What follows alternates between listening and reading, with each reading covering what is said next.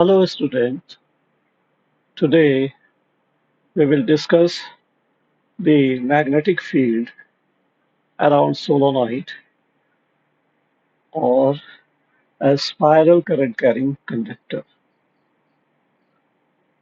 Here, a solenoid is a long wire wound in a closed packed helix. Here is solenoid. The wire is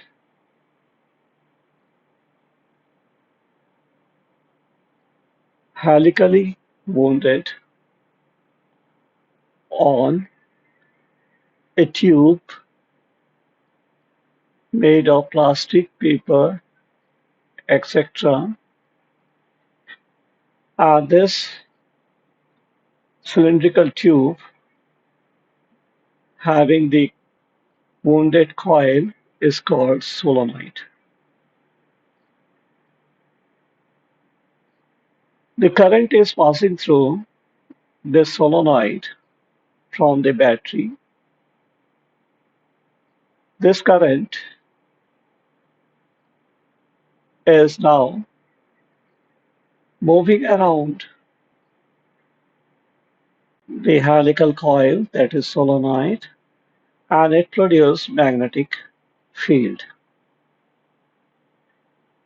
At the end of the solenoids, there will be the poles, either north pole one side and other side the south pole. If current is like clockwise direction, then it will produce a south pole.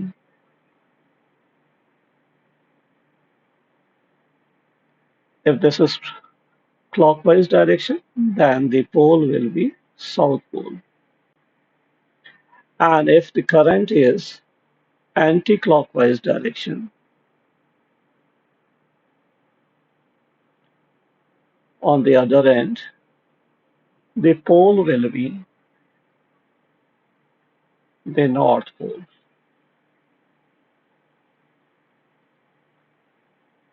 So one side of the solenoid is north pole and other side is south pole. The line of force inside the solenoid are parallel.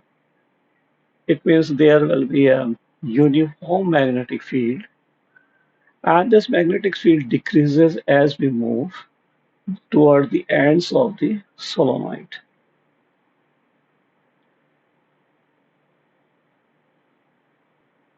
This solenoid is used in different purposes for experiments where we need magnetic fields,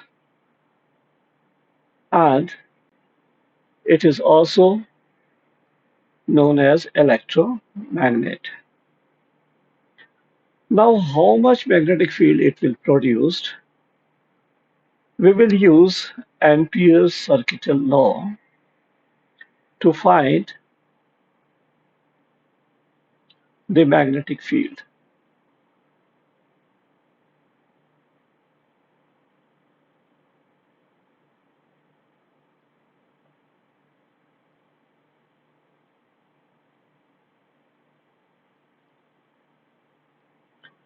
Ampere's circuital law.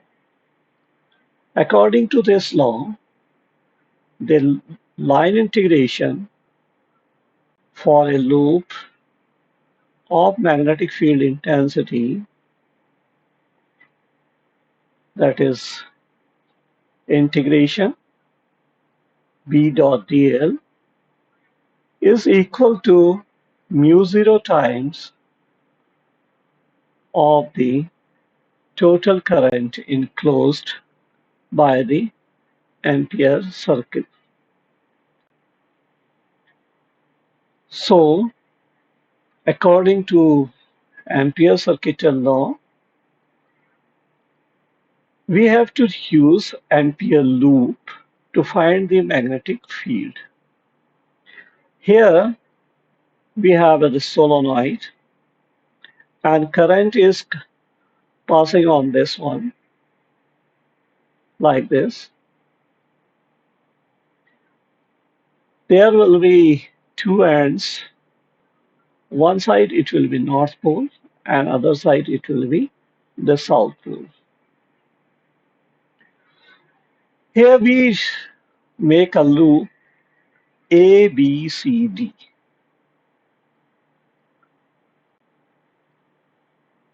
To find out the magnetic field using Ampere's circuital law. On this loop, we will take very small element dl on AB, on BC, on CD, and on DA part. So dl is in each of the segments AB, BC, CD, and DA. So the loop can be written as integration from A to B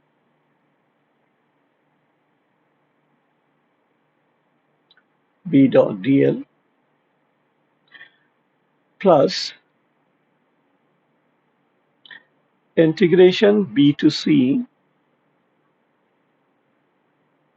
B dot dl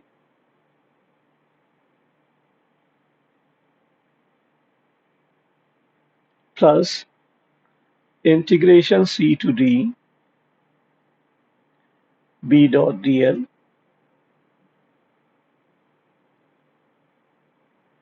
plus integration D to A B dot dl.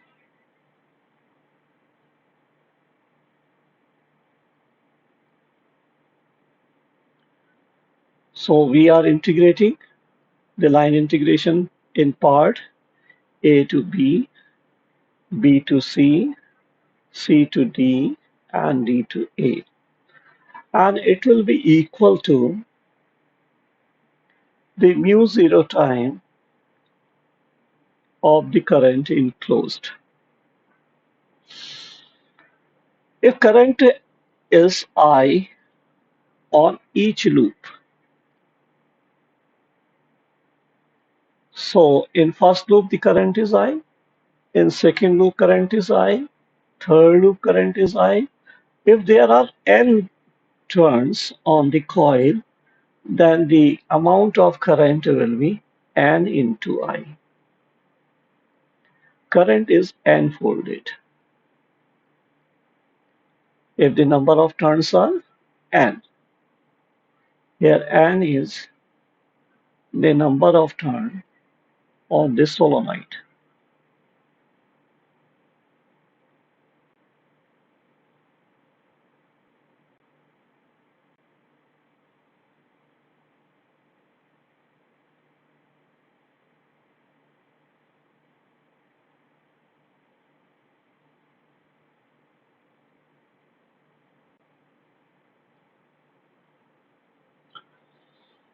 Now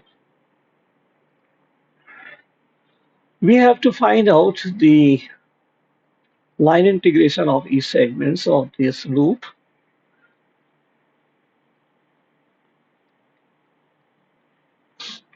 Then we will take the different parts.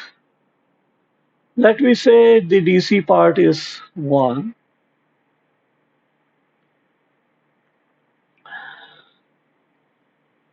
the BC part is 2, AB part is 3, and AD part is 4. So again I am writing here B dot dl for first part, then B dot dl for second part. B and dl are vector quantities, they have direction, plus third part, B dot dl, plus fourth part, B dot dl, and what we find here, it is equal to mu naught and I.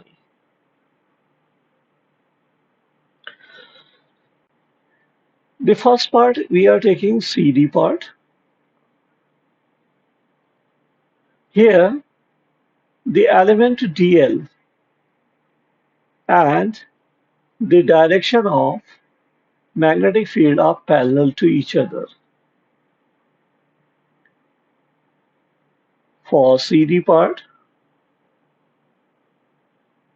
B and dl are parallel to each other.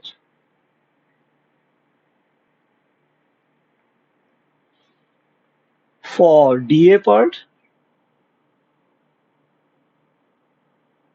that is fourth one, B and dl are perpendicular to each other.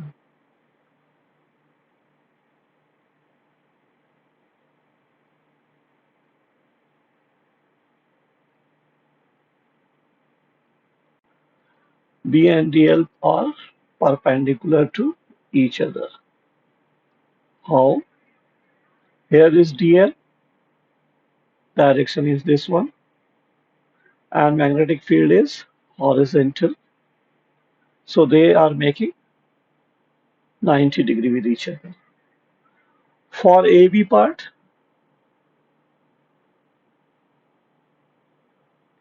B and dl are parallel to each other. Is it? B and dl are parallel to each other. This is dl. But remember, the value of B is very small for a very long solenoid. Here B is nearly equal to 0.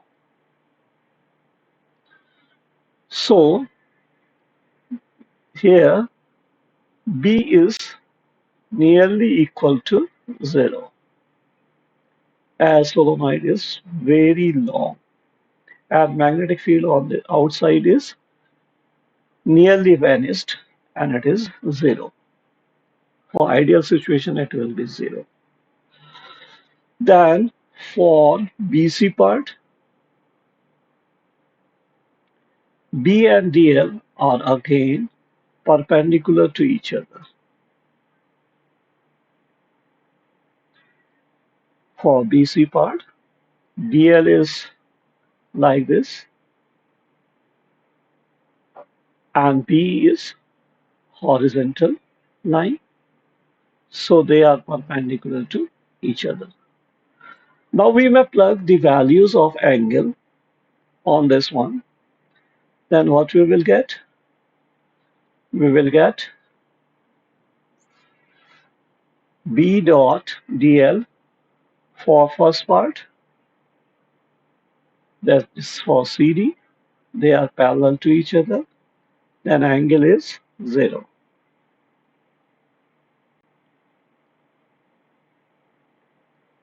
for CD part.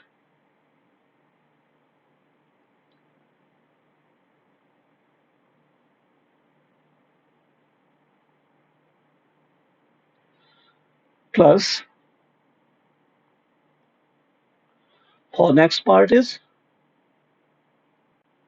this one dA. dA, the angle between these is 90 degree. So it is cos 90. Plus the third one is BAB and it is 0. Why it is 0? because B is nearly zero for a long solenoid. And the last part is BC part, and the magnetic field and dl are perpendicular to each other, so it is cos 90. And in right side we have mu naught n into I, that is current is n folded. N is the number of turns on the solenoid, and we know cos 90 is 0. This is already 0, this is 0 because cos 90 is 0, and we have only left this part CD. So it is B integration of C to D dl is equal to mu naught and I.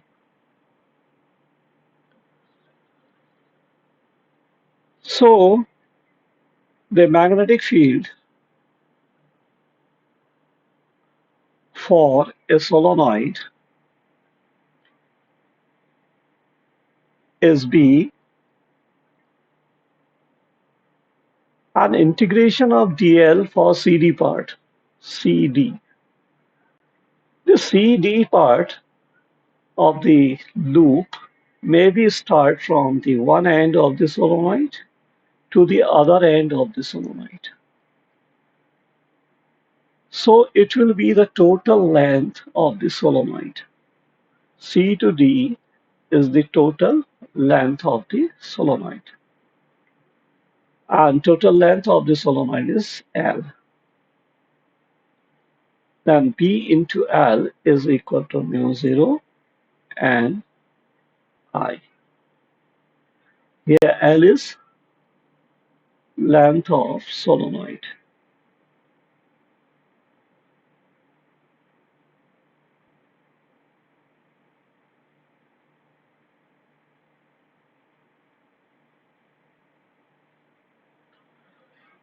Or we may write this equation as B is equal to mu naught N by L into I. Here N by L is number of turns per unit length of the solenoid. Number of turn N, length is L, so it is number of turn per unit length. And capital N by L, that is number of turn per unit length, is also represented by small n.